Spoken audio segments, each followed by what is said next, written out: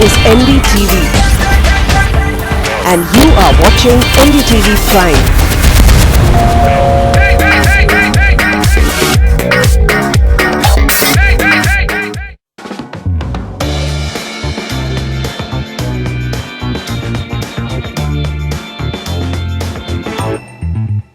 Salarpuria Sattva, Trust, It's What We Build, presents the Realty Debate powered by Reliance Home Finance with Manisha Natarajan. Last week, the Union Cabinet approved new arbitration norm for India's struggling construction sector. The Finance Minister announced that the purpose of changing the norms were A. to kickstart stalled construction projects, B. to ensure quicker resolution of disputes between private companies and government bodies, and C. make financing easier once again for construction firms. Today, as we speak, cases worth 1 lakh crore rupees are stuck in arbitration.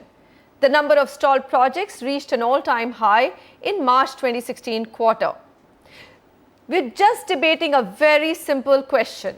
Will these arbitration norms, which have been tweaked, give a new lease of life to the construction sector and construction companies in India, or will they simply bail everyone out at the cost of public money, especially PSU banks who are groaning under the weight of bad loans advanced to the sector?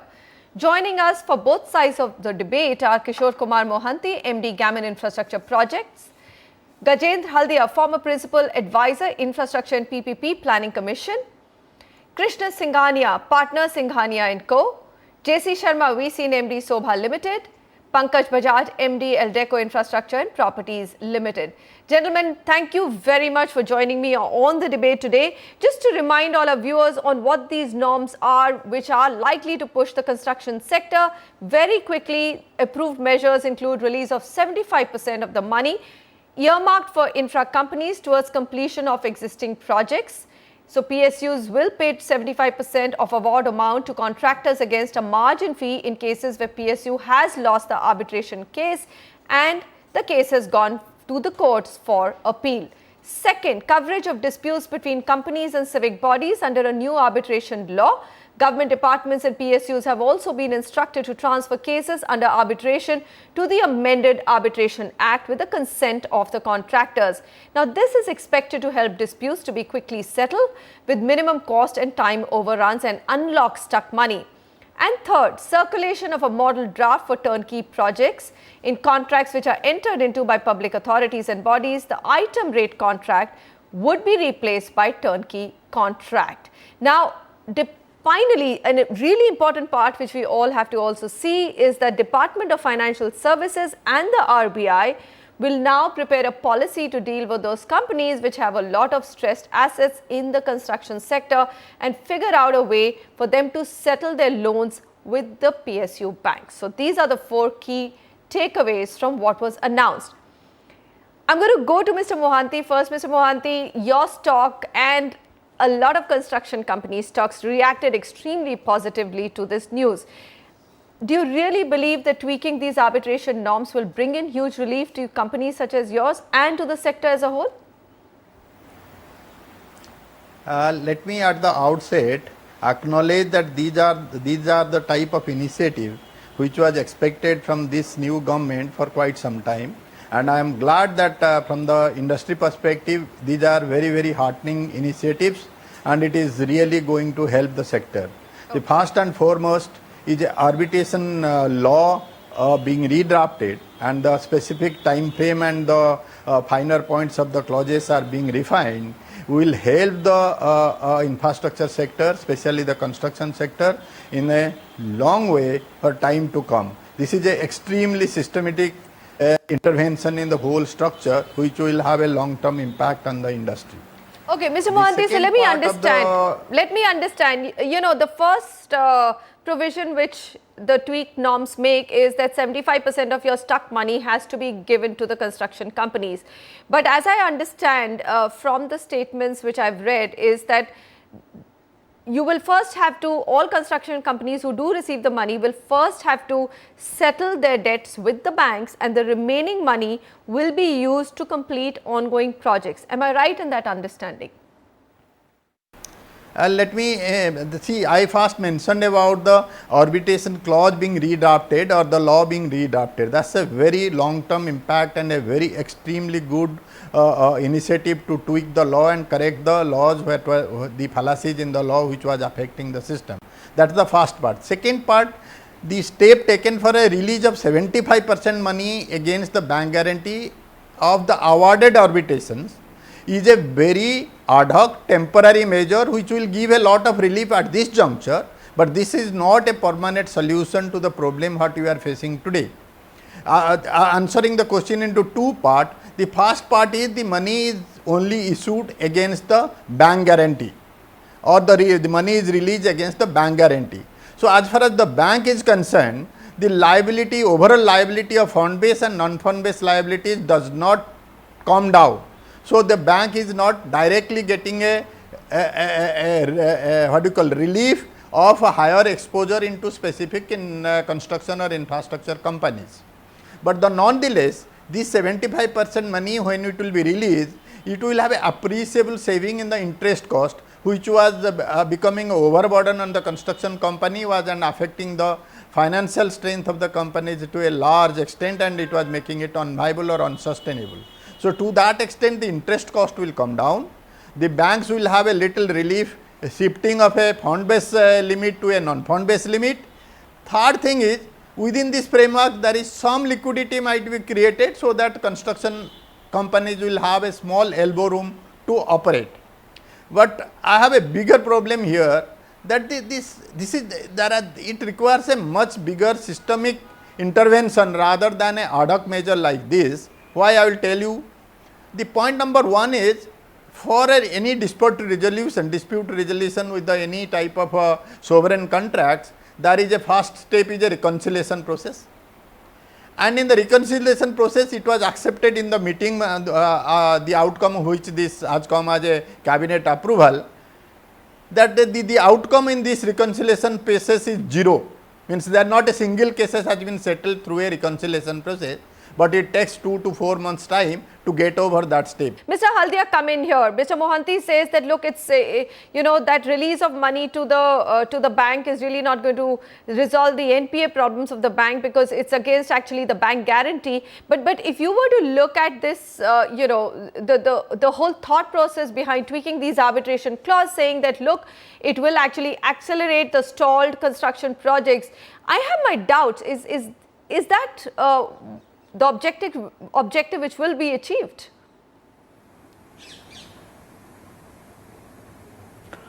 Well, I think Mr. Mohanty has made some interesting points. He says that 75% is ad hoc and is not adequate.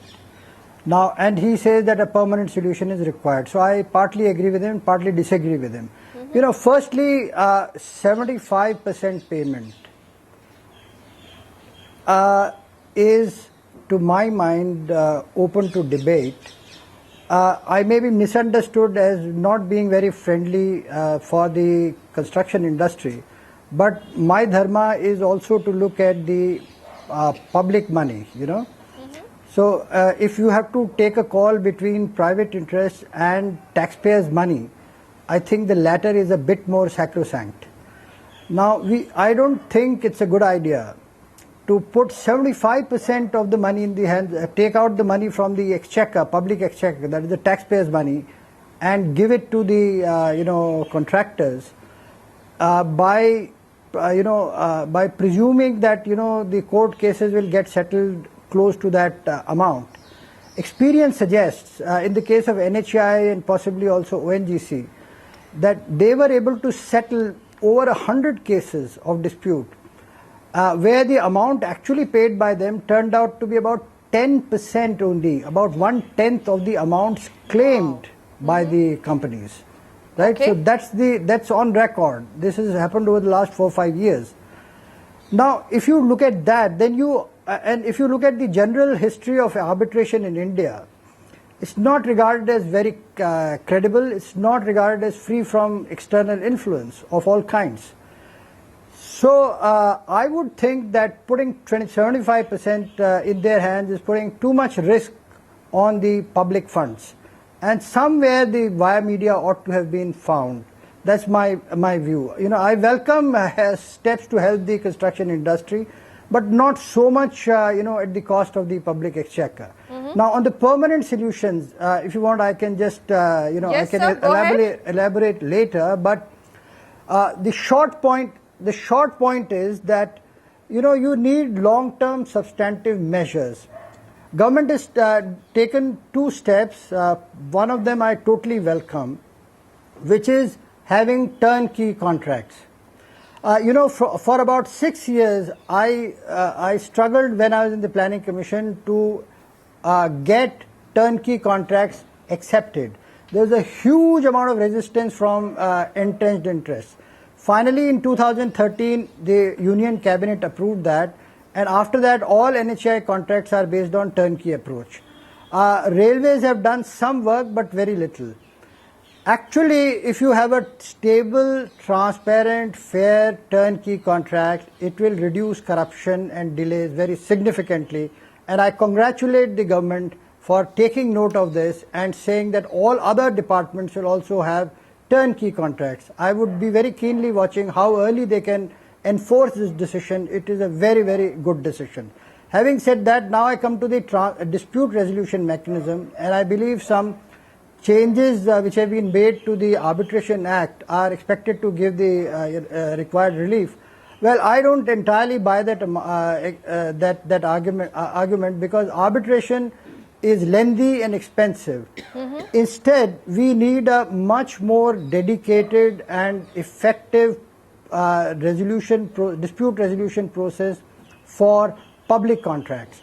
Now, about 4 years back, a full law was drafted after very extensive consultations to resolve disputes relating to public contracts. And that law would have been, and that bill would have become law if the previous government had another year or 2. I was very happy to see 2 years ago an announcement made by the present finance minister that he will bring a public disputes settlement law afresh.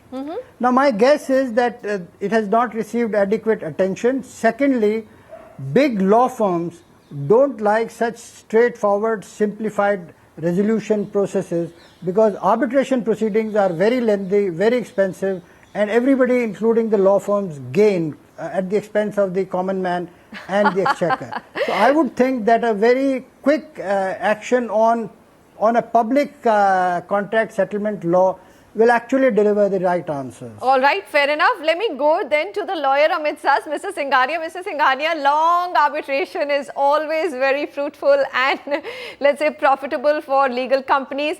How do you read it? I mean, Mr. Haldia welcomes the fact that now the attempt of the government to actually bring in the turnkey project rather than just make it, piecemeal is a really big welcome move. If you were to look at the tweaked norms, what are you excited about and what do you think still needs a lot of fine print reading to be effective? No, I would not agree. I would say that the failure of arbitration system in India is because we are doing ad hoc arbitration. Okay. If we had started with institutional arbitration, then it would have been a controlled arbitration, and under section 11 of the Arbitration Act, there was a provision that courts can declare that which arbitration should be taken up by institutions. So there till date, unfortunately, after 1996, not a single institution has been declared as an institution authorized to refer disputes under their rules. That is one of the reasons why there is a delay in arbitration proceeding. Secondly, to some extent I may agree that the arbitration have become expensive and time consuming for simple reason is that they have been doing arbitration not as a full-time profession but as a part-time. The arbitration hearings are normally taking for 4 hours or maximum a day, and then arbitrators are quite busy, they give after 6 months. So these type of lacuna, government has come out in the amendment which has been notified in January that arbitration proceedings have to be completed in 1 year and maximum they can be extended for 6 months with the consent of the parties. They have also taken the precaution to bring out cost cutting on the arbitrators' fees. And third is that the first time in India they have said if arbitrator is inefficient, then there will be a reduction in his fees, and if he is efficient, then he may get some incentive. So these steps, I think, will go in long way in establishing that arbitration can become a viable media for dispute resolution, not only for construction contracts, for other contracts also. Particularly between public sector and private parties. So Pankaj Bajaj, I mean, you've seen the tweaking of the arbitration norms, and in a larger statement, after announcing those norms, Finance Minister came out and said this will also help the real estate sector which has been stuck and help it meet its housing for all goal. Now, I'm just wondering, I've gone through everything, there's really nothing for real estate in it, isn't it?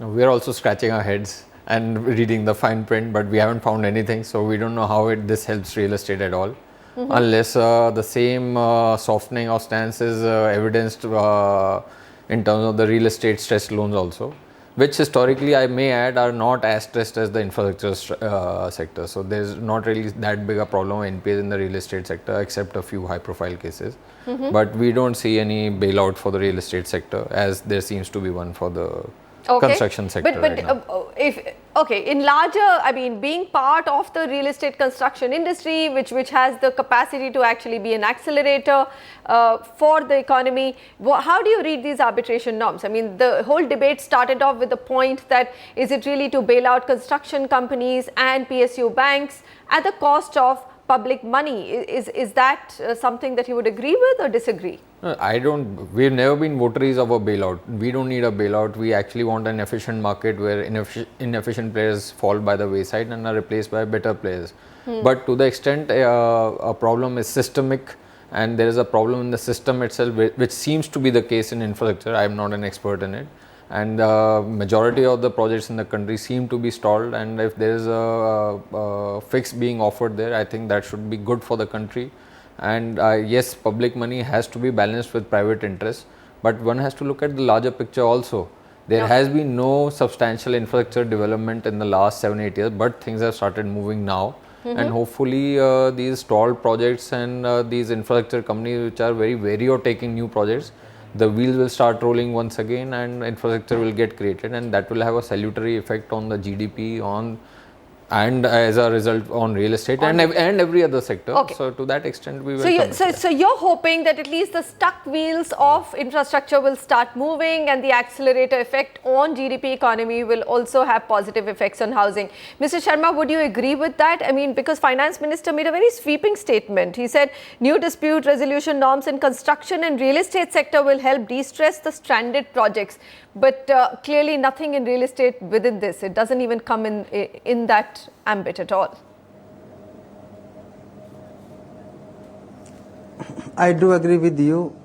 Even we are also not sure why real estate got tagged with this construction sector as far as these kind of benefits are concerned. But I still have a view. See, what personally I have been thinking, that this was one of the last reform which was long overdue. Today the banks, if they are going under stress, primarily it was because of steel sector and the construction sector not repaying the money to the banking sector on a timely basis. The steel sector is coming out of its problems, and now it was the turn of the construction sector, where if 75,000 crore worth of money can be released in the system, I believe that both construction sector as well as the banks should start coming out of the wood. Other way of looking into, we have developed and delivered more than 40 million square feet in our contracting vertical. We had never considered going to the government because we knew that we may not get our payments on time. When we see that now there are much easier norms, you can take up projects on a turnkey basis and you can also do some infrastructure. Probably it is good for a company like us to look into government jobs, which we have so far not looked into. So from our perspective, I think this was one of the last pending reform which government has initiated, and it must be welcomed. Mr. Haldia, that's actually a very positive statement. I mean, for companies to get that confidence and faith back in the system. Would you not agree? I mean, yes, there's a larger discussion on why, construction companies got stuck in arbitration, or why did so much money get stuck, or why did PSUs even actually go and lend to these investors or construction companies. But if I were to just look at what Mr. Sharma has said and the steps that government has taken, some of them that you welcome, saying that turnkey contract rather than item-wise contracts, overall, do you think it's a confidence restoring mechanism that the government set up? Look, as I said, I really welcome the turnkey contract approach because it will clean up matters. But that will only be in respect of cash contracts where the government is paying the money, right? Right. If you want large-scale growth in infrastructure, you have to attract private capital. That is not happening. We've been hearing for the last 2 years that banks are going to come out of the woods, and construction and infrastructure will start moving ahead. I have remained skeptical for the past 2 years, and I continue to be so because there are serious systemic problems which need to be addressed. These are, knee-jerk reactions which will maybe help a little bit, but they still will not attract private capital. Got it. Okay. That is what you need in order to really expand infrastructure. Now, NHI is claiming a lot of expansion. I would be happy to grant them that, but with the qualification that it is coming mainly on the strength of government budgetary resources. They are limited in nature and they have to be diverted from other sectors like health and education and so on. So if you want infrastructure to grow, you have to look much beyond the budget. I think government needs to figure that out very clearly. And then we will want to hear from private companies that, look, they have actually now, put out their neck and actually bid for projects where their investment will be involved. Got it. EPC contracts only, require construction equipment and construction capacity. They don't require investment from private sector. So first, we have to differentiate that. Got it. Secondly, as I said, this 75% payment is also a kind of ad hoc measure which will put some government money in the hands of some construction companies. Probably it may help marginally, but I don't think it's a long-term solution, and I don't think it's a very balanced one either. Okay, fair enough. As far as disputes are concerned, I agree with the statement that institutional arbitration is required. Actually, NHI contracts prescribe institutional arbitration, but people have thrown that apart. They have not followed that. And as I said, arbitration is not the answer. A dedicated mechanism for resolution of disputes in public contracts is the way need to go of the forward. day. If you want to actually give confidence to private sector that their disputes will be addressed speedily and efficiently. Right, sir.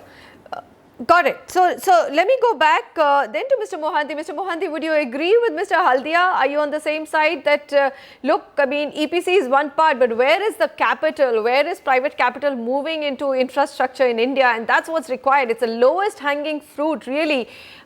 But still, it's the hardest sector for anybody to enter into, and private capital is extremely wary, saying risks are stacked against us, dispute resolution mechanism is extremely shaky. So what are your thoughts on that?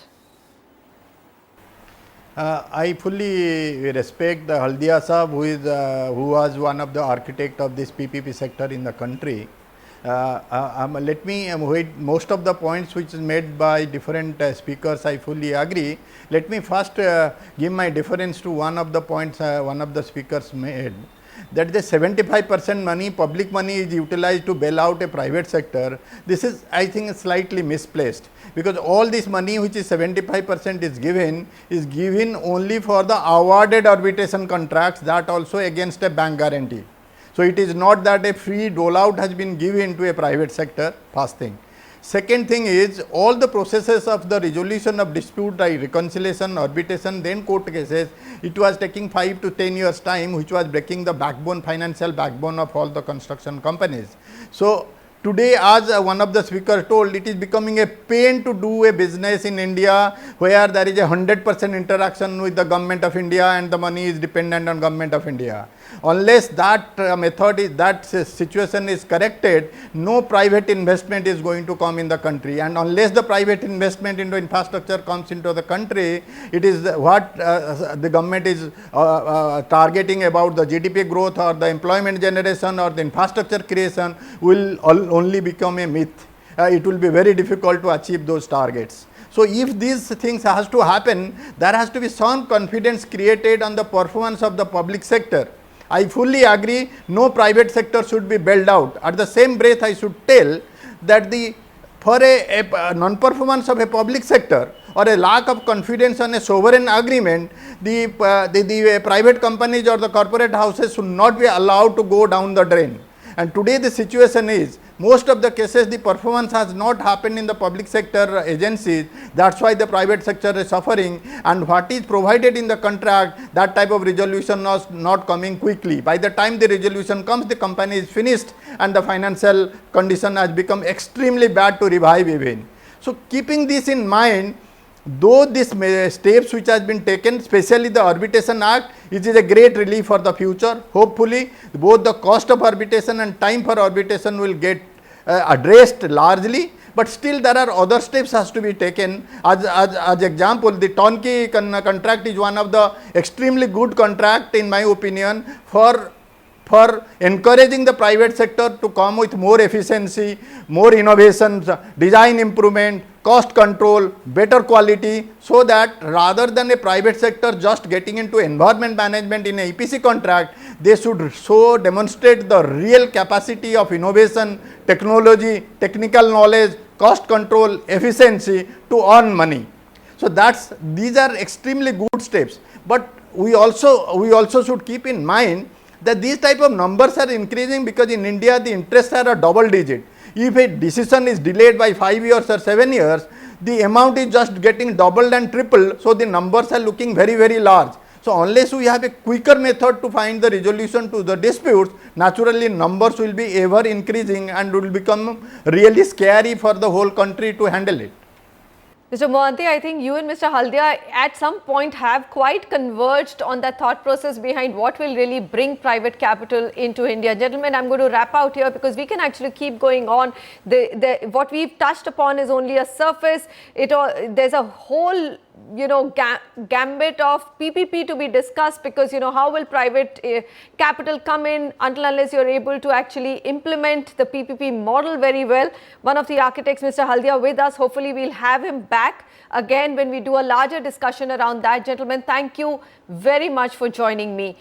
Well, between 2002 and 2012, or a decade, India's infrastructure grew at an impressive pace, doubling in real terms as investment. But post 2012, they've fallen dramatically, and it's really now NDA government's responsibility to accelerate infra and construction activity. So each step that it will take on the policy front will have supporters and naysayers. But forward we must move to enable private companies to return to work and for PSU banks to revive their balance sheets. There's no really other way to accelerate economic growth. Hopefully, the new arbitration norms will shape up to work for all stakeholders. At least one step at a time is what we are taking.